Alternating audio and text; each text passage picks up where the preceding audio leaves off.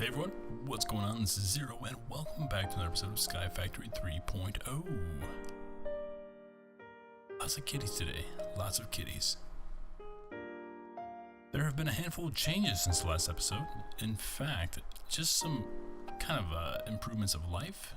I have started with moving the smeltery over, and I'm including a smeltery's tank here. This is something that doesn't typically go into every build, but this allows the separation of all of our liquids that we produced over here.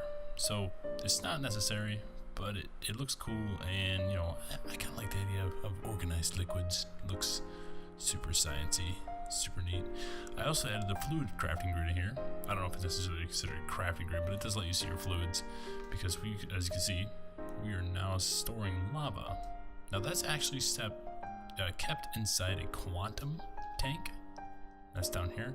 I got rid of all of our cobblestone generator and siever, auto siever, hammer, and brought it over here. There's not necessarily a need for these hammers though, but I did go ahead and set them up in case we do decide one day, hey, maybe we should start these up. There might be something we can use out of them. I did set the cobblestone generator up, two of them actually. I had this idea of doing a separate cobblestone, gravel, dust, and sand, but decided not to do it. The only issue I run into here is that these do suck down quite a bit of cobblestone really fast, and these are our cobblestone producers. The issue is that these things produce a ton of lag, and I'm assuming it's just because of this light update. So I've actually hooked them up to some redstone conduits so we can toggle them on and off, because I don't like them running all the time because it really kills the frame rate. In fact, I can demonstrate that for you here. I mean, the frame rate's getting pretty bad already because we have so much going on in such a small area. If I turn this on, all of a sudden our frame rate will just, oh gosh, it's like watching a PowerPoint.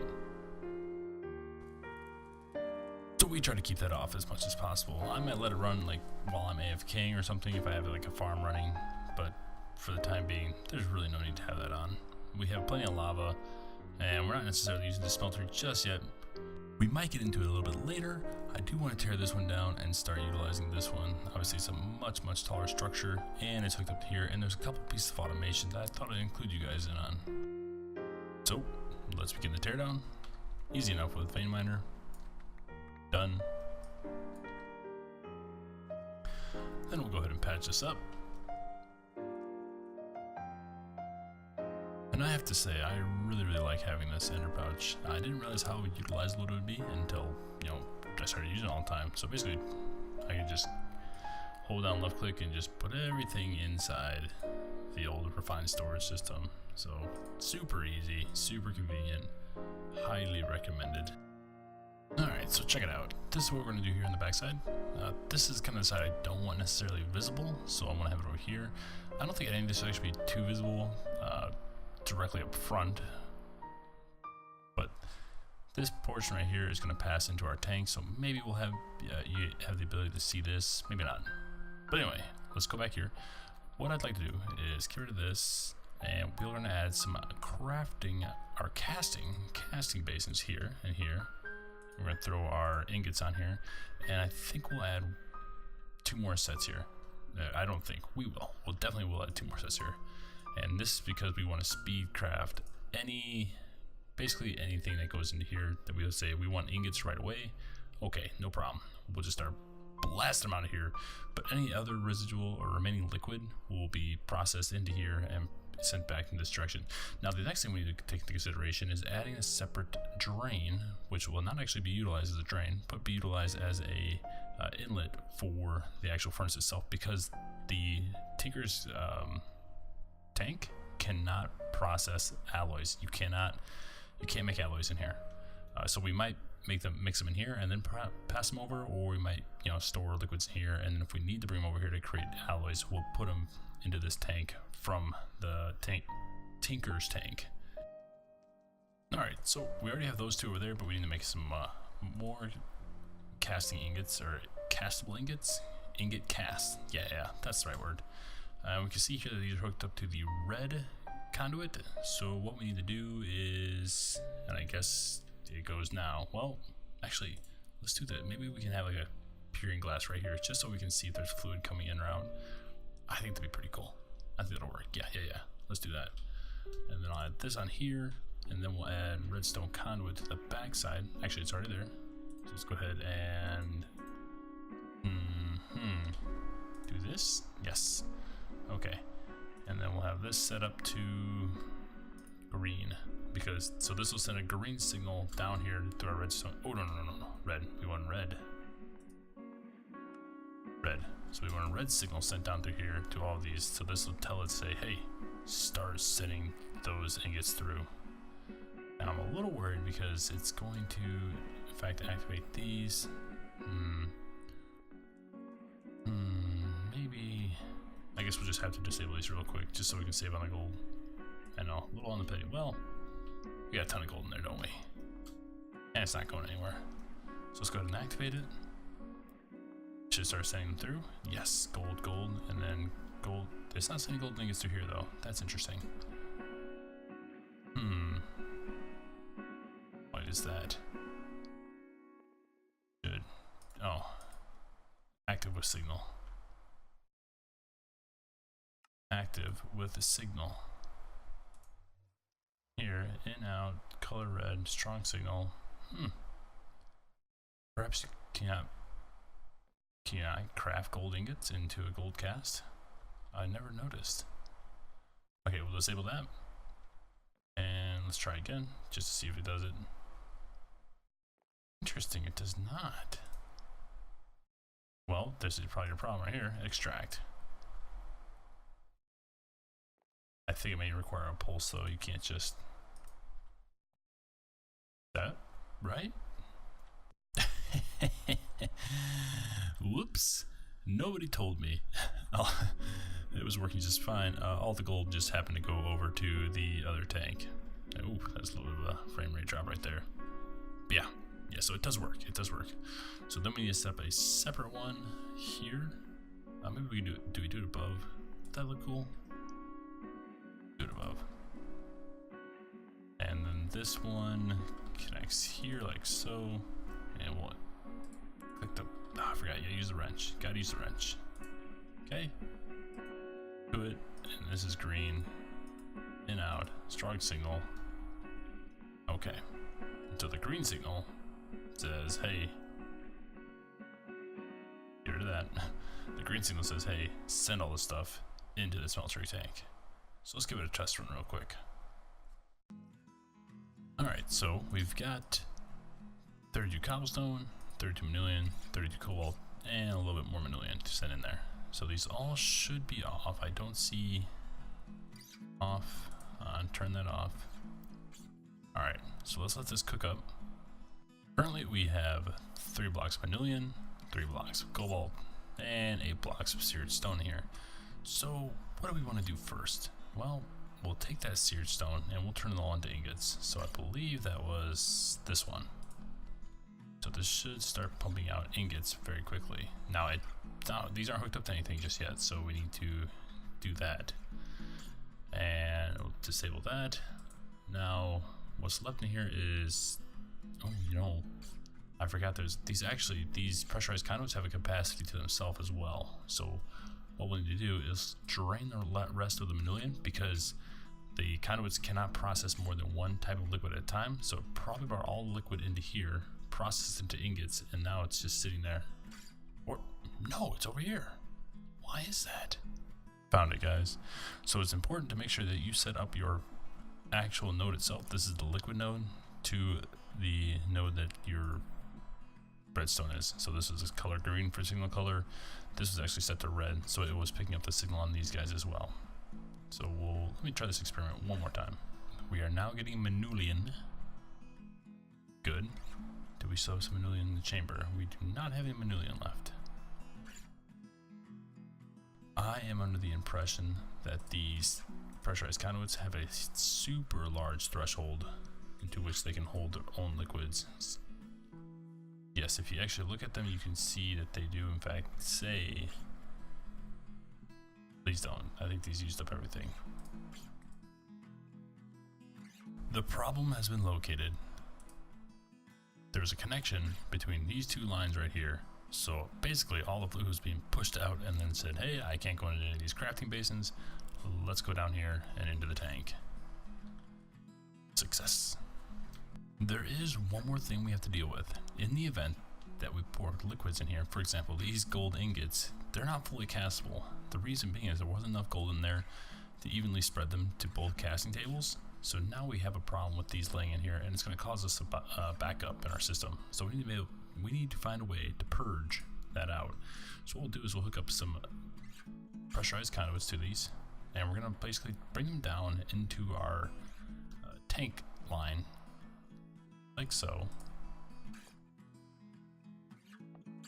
And they are just going to be pushed out once we declare whatever redstone signal we decide to use. That says, hey, purge the system, we need to send some more metals through. Instead of having a third lever here, we might as well just hook this up to the same system as the full system drain. That seems to make the most sense to me. If I'm trying to drain out my entire tank, I'm probably going to drain out anything that's in these casting bases as well. It's just important to make sure that our ingot provider is left, you know, not functioning. Otherwise we have an issue. Okay guys, there it is. Our smeltery now concealed up here. I don't really know if I'm a big fan of how this layout looked. The fancy bricks are, maybe it wasn't no good. I'll come back and maybe replace it, who knows. But yeah, I like this little smokestack. I'm a big fan of the smokestacks. Looks really cool. And it seems to sync up pretty well with this one. This is like overall, like, it's a super furnace. It's, you know, it's a lot of stuff going on. A lot of heat being produced. Pretty cool. Well, we are taking a big step in power this episode, and we're doing that because, well, it's part of the achievements, and there's gonna be some stuff come up here pretty soon that's gonna consume tons and tons of power. More specifically, the resource miner and the ore miner. And we might get into these nanobot beacons, but one of the reasons we'll get the resource miner is because we need this mic material to get some of the modifiers for our solar arrays. So let's go ahead and build ourselves a tier 4 solar array. I've gone ahead and made all the parts for it. That's just the wrong thing. Solar array. Tier 4, so it requires 40 of these structure blocks, tier 4, 81 solar cells, and 8 modifier cores. And as you guys remember in the previous episode, we have the nether star automation now. So now we can make these tier 4s at will. I've already gone ahead and done that. So let's go at environmental tech. And there should be a tier 4 controller in here. This took some time to create. This is actually a pretty in-depth piece. And there's our structure blocks. And then we need 81 solar panels and 8 modifier cores. Cool. Then we'll take our assembler one, and we're going to have to take several NRO conduits, because if you don't know NRO conduits, they can only process 20,480 RF per tick. And if we look at our tier 4 solar array, 46,000. That's more than double than what these things can handle. Whoops. Forgot some solar panels. There we go. So what I want to do is we have tons and tons of energy over there. In fact, we have these T1, 2, and 3 solar panels running this one. I'd like to do another system over here that would be devoted to our mining system. 100% all mining. So yeah, this is right outside our planned Botania area, so possibly use some energy for this as well. And who knows, maybe at some point we'll share the energy with the other energy node out there. But for now, we're not sharing. So let's go build this up super high. I don't even know if height affects it really, but I'm going to pretend it does for the time being. All right, and then our assembler. Let's get started. Nope.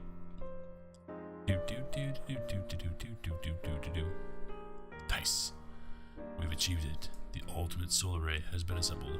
Okay, so as we know, this thing pumps out a ton of energy. Unfortunately, NRIO conduits can't handle it. And I haven't looked into any other type of conduits. So what we'll do is we'll just place 2 separate lines for NRIO conduits. I hope that does the trick. We'll find out here momentarily. What are we getting? 40,000. Okay, so it is working. It is flowing through both conduits. That is excellent. My goodness, I can't actually believe it worked. We guessed, we tried, and we did it. But you thought this was it, didn't you?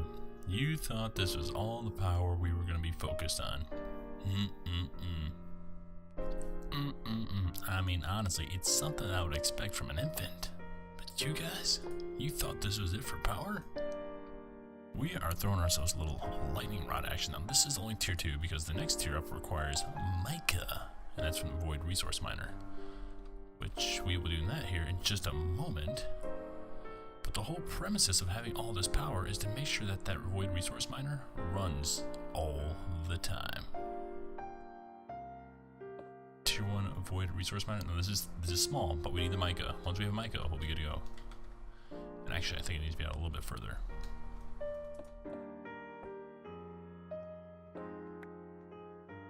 Alright. Now if I miner this, and we'll assemble the rod of that.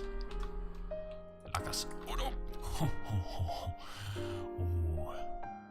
Just right click. What?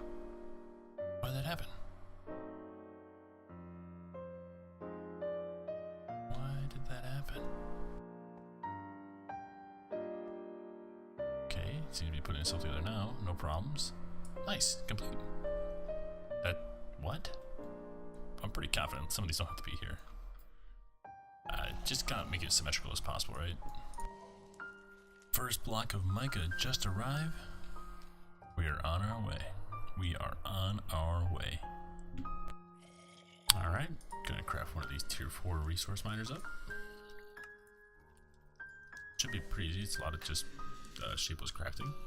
Alright, we have all our supplies. Let's go ahead and place it right next to our other ore resource miner.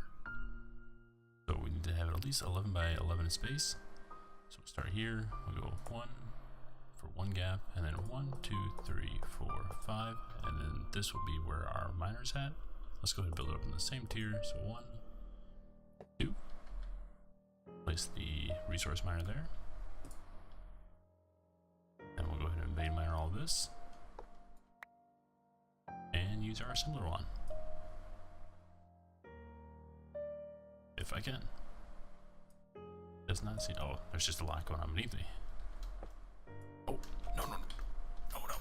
Oh, no. Alright, let's try this again. This time, we're not going to hover. We're just going to go ahead and place it down and stand right here and hold right click.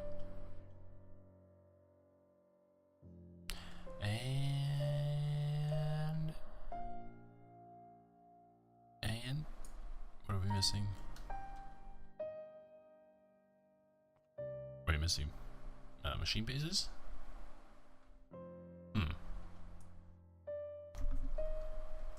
Aha, machine bases it was. And we have completed the ultimate void resource miner. And I made sure to put a white lens on here in order to have it focus on the mica blocks. Now, let's take a look at these modifier cores. Can we access them this way? No, I think we actually have to do them in a crafting grid. So if we go ahead and pull up environmental tech in our inventory, we have a series of upgrades over here. So we have speed and flight and night vision. These I think for the nano beacons. We want shortens process doesn't work on generators. Okay. Piezo. So that's what we want. Accuracy. Is there anything else on here? I don't see anything.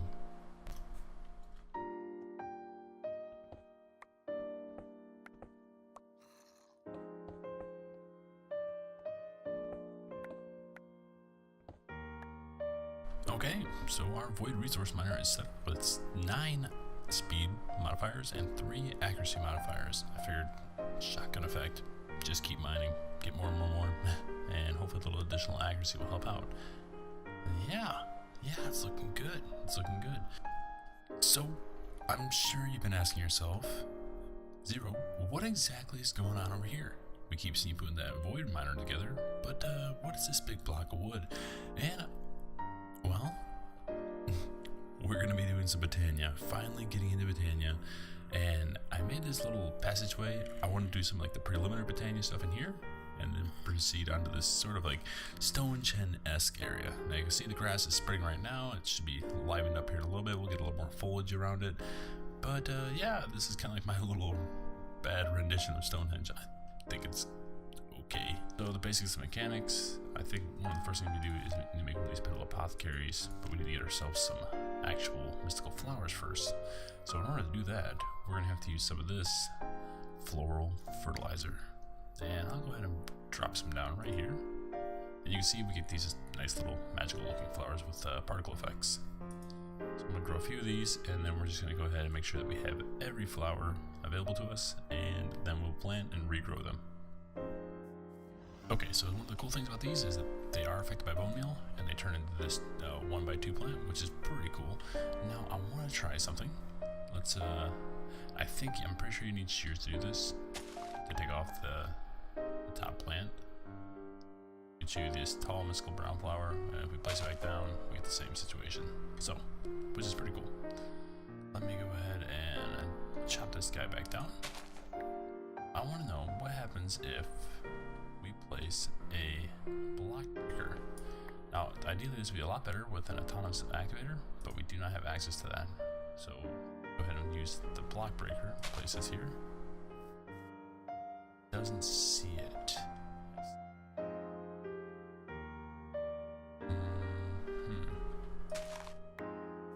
Okay, so let's try this. Let's try pickaxe. Like that. Place it here above this flower. Place the block breaker. I'll grow this flower.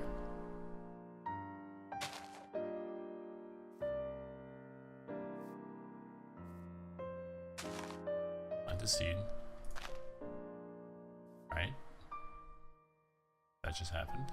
Tall mystical flower. Okay, that's the one I had. Or did the one that it just broke go? Well, I guess the next question is, can we grow it in our farm?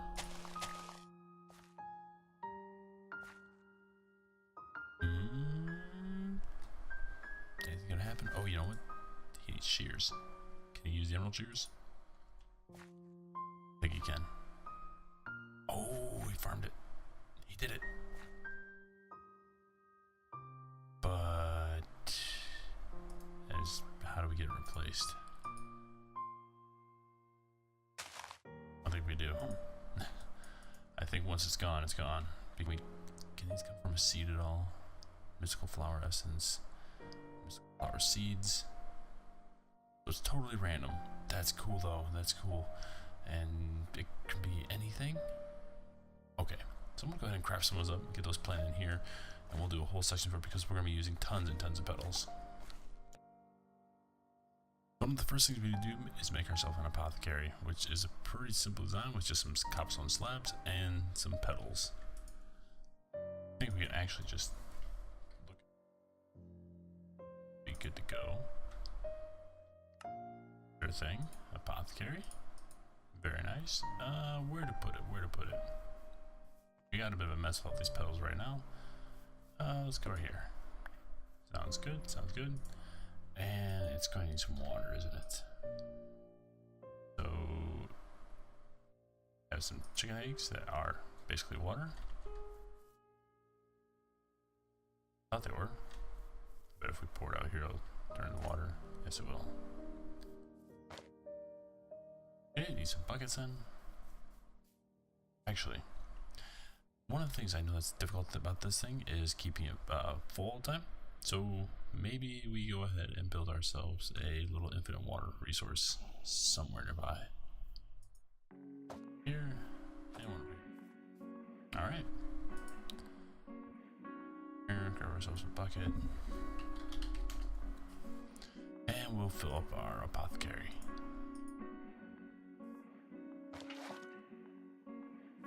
One of the next things we need to do is make ourselves a pure daisy. And those are pretty easy. I'm going through this. I assume that a lot of people know how to do this already. And if you don't, well, let me know and we'll slow down. But for now, I'm just going to kind of zip through this a little bit because this is pretty straightforward stuff. I think you can you right click? Oh, you can't for some reason. And we need seeds. Go ahead and craft up some regular seeds. Yes, please. They should not be enough to go into our system. Apply the seeds. And we have ourselves a pure daisy. I think there's an achievement for crafting. Create 64 living wood and 64 living rock with a pure daisy. So we use stone and wood. Right. Let's go ahead and craft this up, and I'll be right back. There must be some way to automate this process. Okay, let's test this out. If I vein miner all this. Alright, oh no, I can't. Okay, and now vein miner. Nice, worked out. So the only thing I can think of now is how to skip the vein miner step. But for the time being, we're just going to use it to complete the achievement, which I think we're pretty close to.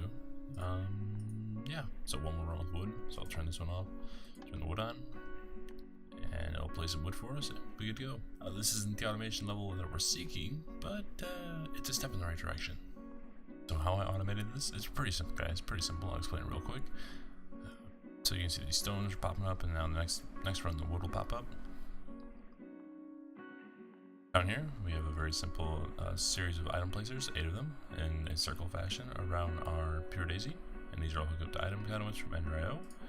And inside them are insert with counting item filters set to oak, wood, and stone. Insert. Over here we have our interface from our refined storage. Pretty simple, set to 8 stone, 8 wood, so we're not pulling a whole bunch in there, that's pointless. And then we have 2 extraction tubes. One is over here that's set to a redstone signal of gray with an advanced item filter, and 1 stone extraction with an advanced item filter set to signal color brown with 1 oak wood. And as you can see, these are both hooked into the levers. So whenever we set a signal here, it'll tell it to start pulling wood, or it'll start telling it to start pulling stone. Pretty simple. So one of the next things we can do for Let's Go Botania, before we get into the actual mana, is we have to create ourselves a living twig. And living twigs are pretty simple to make. Just find yourself making sticks with normal vanilla style crafting. Very easy, very easy. We'll take those, and then we need some petals. I don't think the colors really matter. We'll go with pink and red. No, white. Go, and then some twigs, and there is our wand of the forest. This will be used to attach mana spreaders and mana pools to one another, as well as flowers. So it's really, you do need it. The next thing we're gonna make is a mana pool, and mana pools are essential because this is where it stores all of our mana. Currently we can only make the regular Botania mana pool, so we'll use that. Then we need to make a mana spreader, which is here. We'll go ahead and make that one. Next, and one of the big steps of this is creating flowers to help us generate mana. Currently we don't have the necessary tools to, let me see here, Runic Altar, Wand of Forest. You know what, we need to go to mana manipulation, I think. Oh, generating flora, that's what we want. So there's these series of flowers that help us generate mana, and we tie those to our mana spreader, and I'll get more of that into that in just a moment. And then we use whatever quirk these flowers have. So the Endo Flames requires to give them burning material, such as coal or blocks of coal, blaze rods, or blocks of blaze rods. Anything that's combustible, they'll eat it and generate mana from it. And you basically drop it in front of him. And we place him here, and we give him something combustible. For example, a block of coal. Find one, there we go. We toss it into his vicinity. Should consume it. And using our wand, we can see, I believe, and you can see in the screen next to the unknown status bar of the Endoflame that it is in fact connected to our mana spreader, and it is sending mana. Nice. Okay, so the next thing we'd like to get into is the Runic Altar, and this is a pretty simple thing to do. But what's important is learning how to use your mana conversion pool, or mana pool. It will be used for converting. We'll grab some diamonds and some enderise, because that's what's important, and we'll go ahead and we'll get rid of these, because our inventory is getting pretty flooded here with a bunch of stuff. I'm gonna say we don't need it, but we don't need it right now.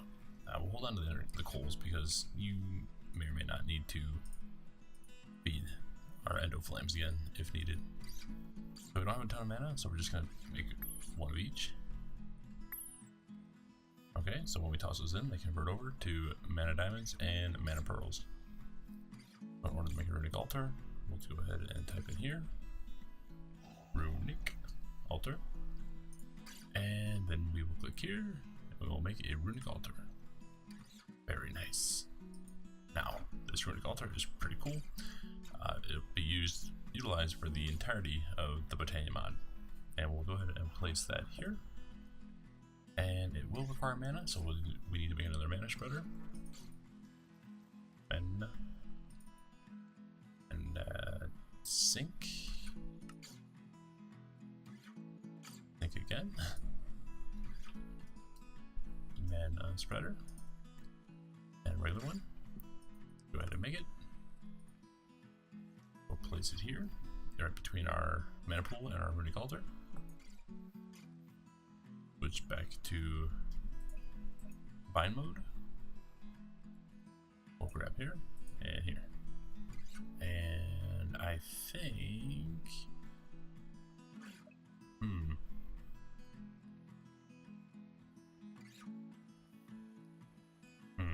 is that how that worked? Bind mode, mana pool to here. Ah, yes. And now that'll send mana to there. Excellent. Well, good day, old chap. Well, it's that time, guys. I'm gonna wrap up the episode. We did quite a bit today, actually. Pretty proud of you guys for sticking through it. Let's go ahead and take a look. We didn't get into the turbines yet. That'll come pretty soon. We did, however, harness the power of lightning with a lightning rod. If we didn't harness the power, we do have a lightning rod.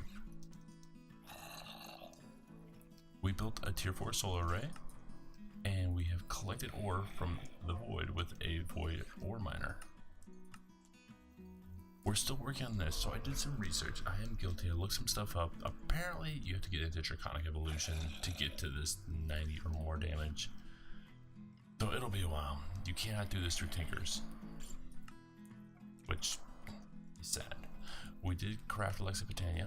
We crafted a Petal Apothecary. We did create 64 living wood and 64 living rot with a pure daisy, and we even automated it to an extent. We crafted a mana pool and a mana spreader. We made ourselves the Wand of the Forest. We just did not create our portal to Elfheim, and that will come on later because that requires some, I want to say it requires some higher end material. Yeah, we'll get into that later. And then that'll continue us over into our Ritual of Gaia. And I believe that is what we did today. Well guys, thanks for watching. I hope you guys enjoyed today's episode. I will see you next time. Bye bye.